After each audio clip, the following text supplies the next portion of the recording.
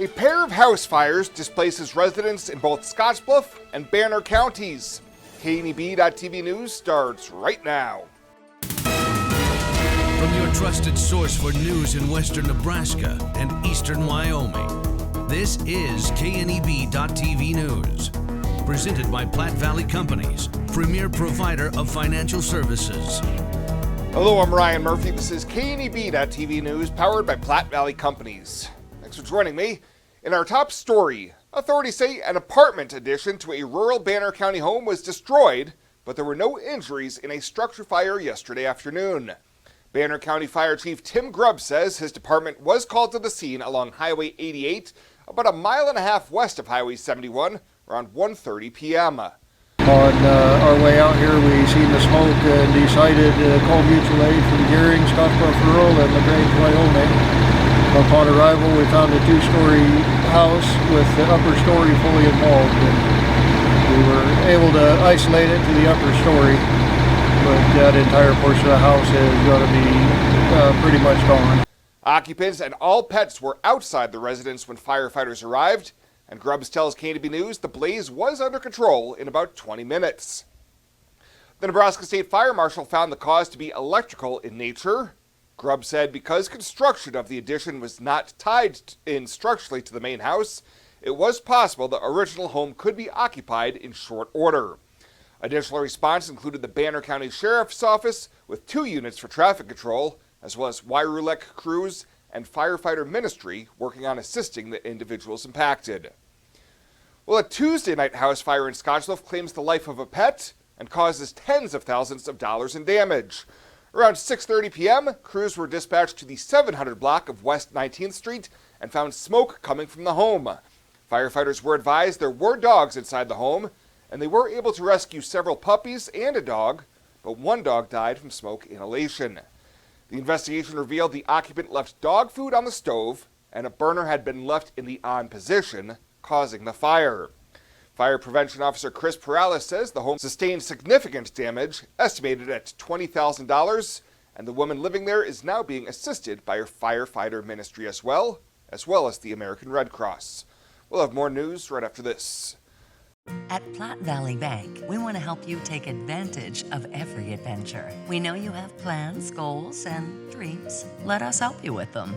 Whether it is building, buying, or renovating, we have the home loan or home equity line of credit to fit your needs. Stop in and see us at Platte Valley Bank and let us help make your dreams a reality. You belong here. Platte Valley Bank, member FDIC, equal housing lender.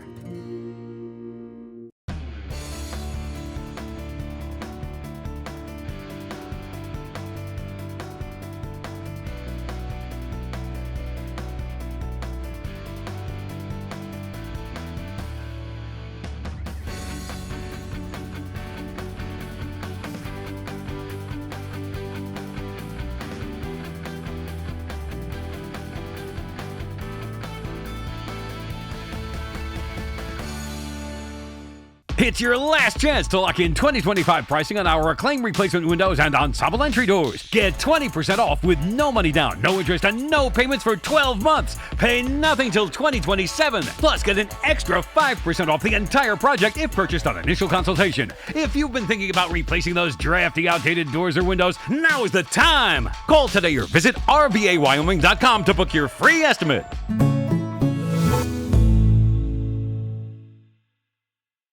Welcome back. A Terrytown man has been found guilty of abusing a vulnerable adult, but the jury found him not guilty of first-degree sexual assault. In August, Scottsbluff police were called to investigate the assault at the Terry Boulevard residence of 40-year-old Michael Amaya. In the affidavit, the adult victim, who has a legal guardian, told investigators when she walked over to see Amaya, he forced her way into his bed and performed a sexual act with her. Following a full trial day on Monday, the jury began deliberating on Tuesday for roughly 4 hours. They acquitted him on the more serious charge, but did convict him on abusing the vulnerable adult. Judge Andrea Miller set the matter for March 27th for sentencing, where Maya could face up to 3 years in prison and 18 months of post-release supervision. Well, the 44-year-old Scottsbluff man charged with murdering his father in a horrific, fiery act back in March has had his pre-trial hearing date pushed back. Elijah Cervantes is charged with second-degree murder, first-degree arson, flight to avoid arrest, and willful reckless driving. He's accused of dousing his father, 74-year-old Anthony Cervantes, with gasoline and lighting him on fire. A pre-trial hearing had been scheduled for Monday, but the case was continued to March 18th in Scottsbluff County District Court. And Governor Jim Pillen, joined by Attorney General Mike Hilger, signed an executive order this week targeting the growing of illegal recreational synthetic THC. The order directs state agencies to review laws and regulations governing synthetic THC in food, beverages, and other consumer products. Often sold as gummies, drops, and drinks, these chemically altered products are designed to mimic the psychoactive effects of marijuana and pose serious health risks. The executive order does not affect Nebraska's ongoing efforts to regulate medical marijuana.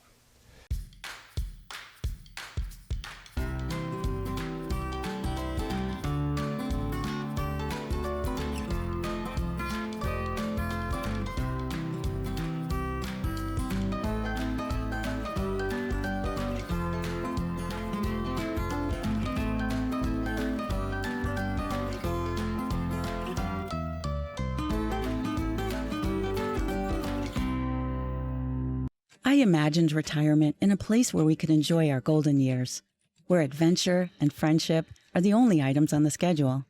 The Garden Homes at Northfield gives us the luxury we planned for and peace of mind when it comes to convenience, safety, and comfort. We never have to stop and think about the day-to-day upkeep. We love to explore abroad, but most importantly in our backyard. So much to do, so much to see. Here at Northfield, we get the protection of life care, incredible tax benefits, and secured rates for aging services. It's peaceful, knowing that if our needs change, we'll be taken care of. And most importantly, that our kids will never have to make any tough decisions. There never seemed to be enough time to do all the things we wanted. Now we get to focus our energy on enjoying what this community has to offer. At the Garden Homes, life is ours again. A place we had dreamed about. A chance to focus on us.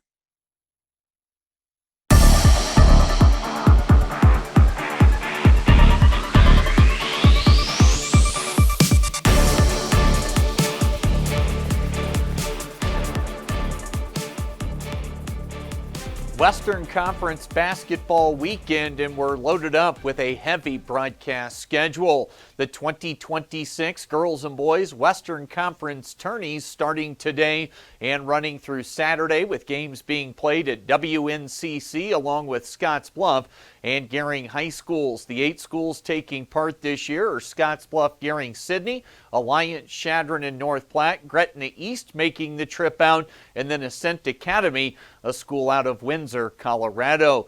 Here's the Thursday schedule for us today for the boys. Top seed Scottsbluff playing Ascent at the college. Gering gets Chadron at Scottsbluff High. Sidney Alliance get together. That'll be at Gering High School. And Gretna East takes on North Platte at Scottsbluff. Now for the girls' schedule today, it's top seed Gretna East taking on Ascent Academy. That'll be up at WNCC. Sidney will play Alliance at Gering High. Chadron and Gering in action at Scottsbluff High School. And then the Scottsbluff girls, they'll close out the night over at Gering High School playing North Platte. As for the day one broadcast schedule for us here today, let's get you the breakdown on that. We'll have both games from WNCC with the 1 seeds in action going back-to-back at 4 and 5:30.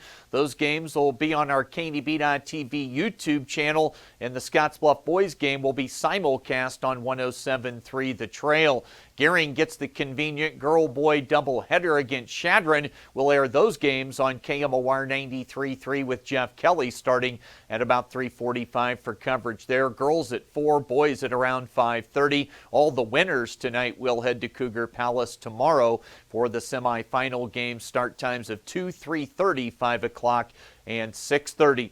Also, a quick check-in on the Cougar women's and men's teams. They were on the road in action last night at McCook Community College. The women had just 7 players available in a 58-56 loss. It was their first conference loss, and that snapped a 5-game winning streak. The Cougar men rallied from down 9 at halftime and beat the Indians 87-76. Victor Lukish led the way with 27 points. They picked up their second conference victory. The Cougars will have a home doubleheader as they'll take on North Platte Community College starting at 1 o'clock on Sunday at Cougar Palace. That is the latest today from right here at the Sports Desk. I'm Chris Cottrell.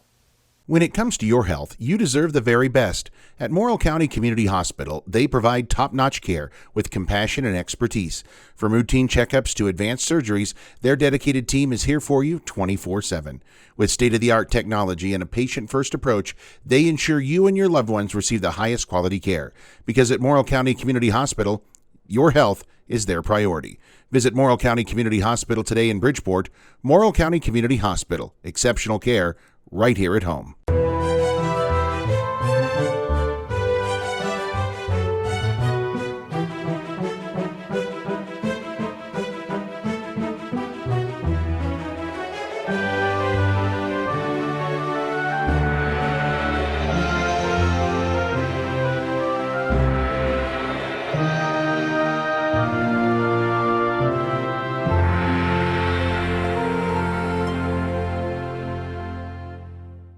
Let's take a look at your community calendar, brought to you by Riverstone Bank.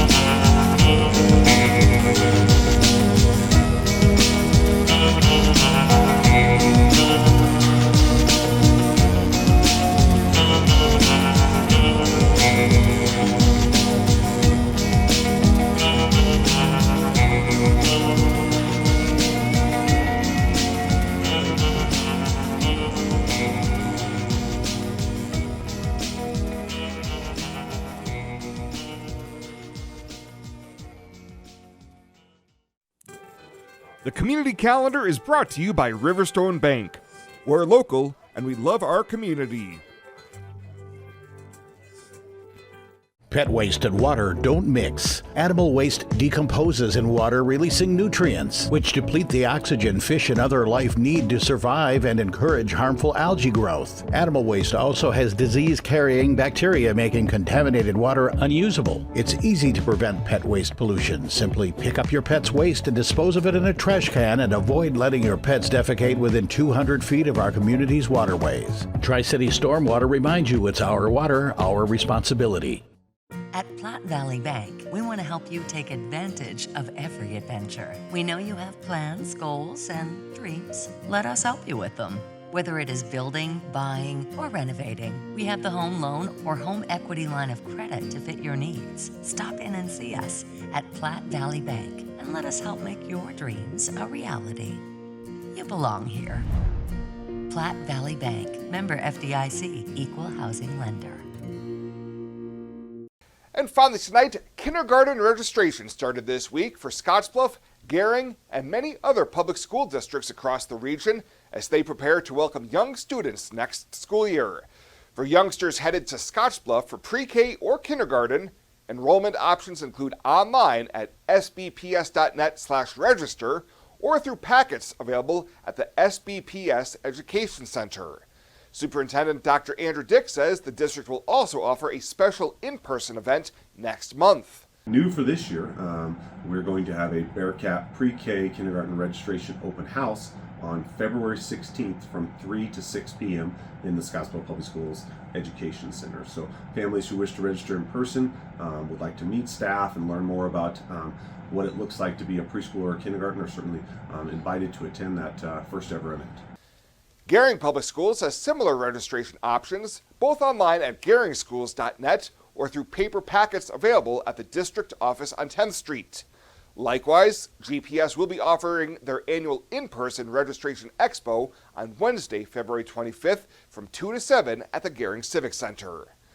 Well, that does it for us this time. Thank you so much for tuning in. Stay safe out there. We'll see you here next time.